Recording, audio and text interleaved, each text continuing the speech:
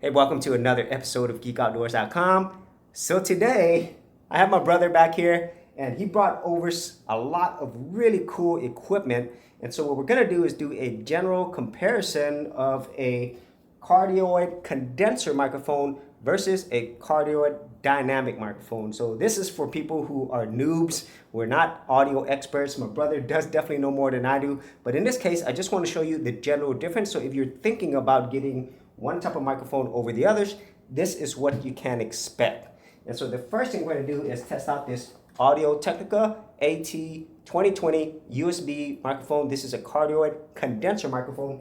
And then we're going to test out the Shure SM85.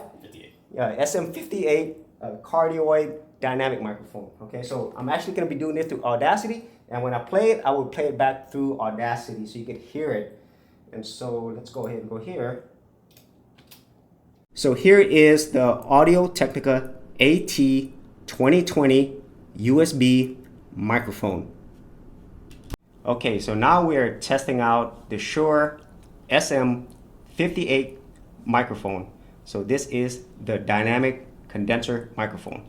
All right, so one thing I do want to mention is your distance from the microphone, because typically for these dynamic microphones, you want to have it as close as possible to your voice, whereas these condenser microphones, you typically don't have it that close, and you could actually have it anywhere around or near you. And another huge difference is that these dynamic microphones do an amazing job in basically not picking up any background noise. So I'm going to show you the difference where if I'm typing on a keyboard, that you're probably definitely going to hear it through this condenser microphone, whereas through this vocal microphone, this dynamic microphone, you're not going to hear it at all, which is pretty incredible. That's going to save you a lot of time, especially when it comes to any of the post-editing work that you have to do for your audio. Okay, so the first thing I'm going to do here is I'm going to test out the dynamic microphone, and what I'm going to do is talk but also type on the keyboard at the same time, and then I'm going to do the same thing with the Audio Technica.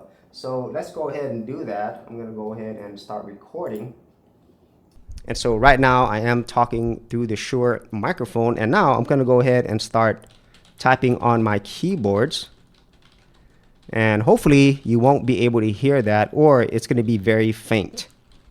So that is the Shure microphone. And now we're going to go ahead and do the same test with the Audio Technica microphone. We're going to be talking into this and typing on the keyboard. So let's go ahead and test this.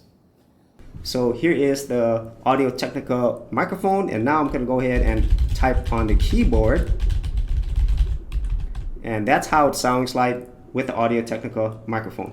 And so another test I'm going to do with the Audio Technica microphone is, since it was on a table, it's going to pick up all the vibrations whenever I'm pressing on the keyboard, whereas with the dynamic microphone, I have it held up, so there's basically no vibrations whenever I was talking. So let's go ahead and try this out.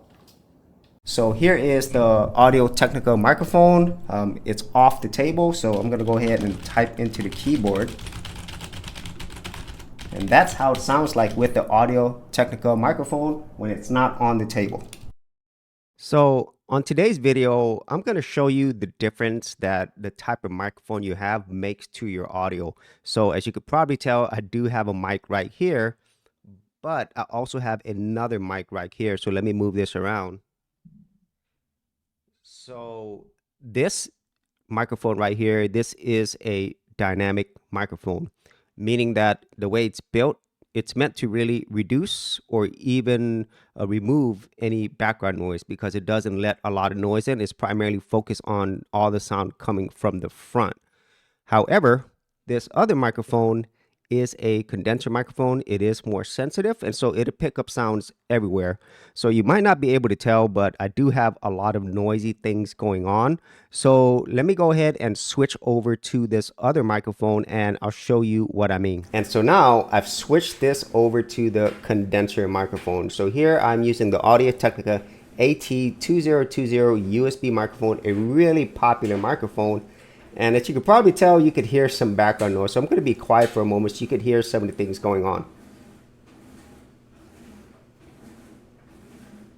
So obviously there is more noise here. And this is the main differences between a condenser microphone versus a dynamic microphone. This one is meant to pick up practically all sounds around you. And so in that case, it does give you a lot of detail. The sound quality is different versus a dynamic microphone. But the main thing with this is, since it does pick up everything, if you don't have good sound treatment or you're not using some type of background noise filter, then you're going to pick up everything. And now I've switched this back to the dynamic microphone. And so I'm going to be quiet for a moment to see if you can still hear any of the background noises. So you might not be able to hear anything because of the way that this microphone is designed. It's meant to reject or even, not get any background noise at all, depending on the type of environment that you're at. And it's primarily made for vocals, so it's a directional mic, and that's what it's meant to do. And this is great if you're primarily recording vocals. However, the sound quality is different versus a condenser microphone. I'd say, at least for me, having condenser microphone, I think it's more detailed and it has less of that radio type voice. At least that is my opinion. And obviously you could always do some further audio editing in software as well. And then another thing is, with this type of microphone, it has to be really close to you. So say, for example, I move it further away, it's going to be harder for you to hear unless the mic is right up here next to your mouth and you're speaking into it, versus a condenser microphone, which will pick up noise practically almost anywhere that you are in your room. Obviously, the closer you are, the better it sounds, but that is the biggest difference between these two: the amount of background noise rejection and also the closeness of the microphone to your voice.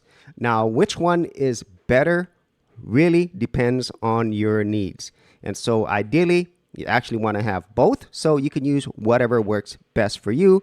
But in my opinion, if you're starting out and you are on a budget, then I would say look to getting a condenser microphone, because typically they are going to be the cheapest, and typically you're not going to have to buy some type of preamp to go along with it to power these type of microphones. So that is a quick difference between a dynamic versus a condenser microphone. Hey geeks, if you are a brand new creator and you simply want something easy to get you started, well, I got something for you with my Creator Starter Kit. This is a super simple step-by-step guide that's going to take you from having no channel to developing your very first YouTube channel, along with ideas, thumbnail designs, and other creator tips, including marketing.